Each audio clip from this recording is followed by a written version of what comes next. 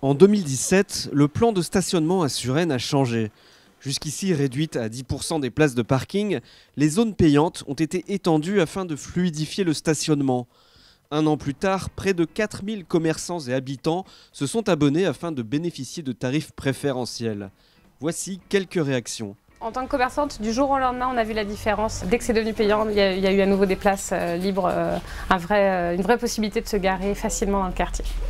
Il m'est arrivé de descendre dans les espaces commerçants et voire faire demi-tour parce que je ne trouvais pas de place, revenir pour y aller à pied. Donc là, c'est une accessibilité qui est quand même beaucoup plus appréciable. 1,40 € de l'heure, c'est tout à fait raisonnable. Et puis concernant les résidents, le tarif mensuel est vraiment avantageux par rapport à d'autres villes. Donc franchement, on a de la chance. Actuellement, j'ai une place de parking, c'est autour de 100 € et là, l'abonnement il est à 12 €, comme on trouve facilement des places, donc j'hésiterai pas longtemps.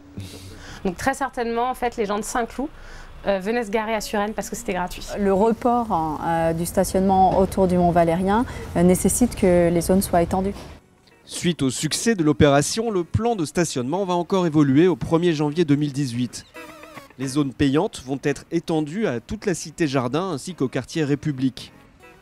Dans le cadre d'une réforme nationale, le contrôle et l'établissement du forfait qui remplacera l'amende pourront être effectués par des employés de la société qui gère le stationnement pour le compte de la ville.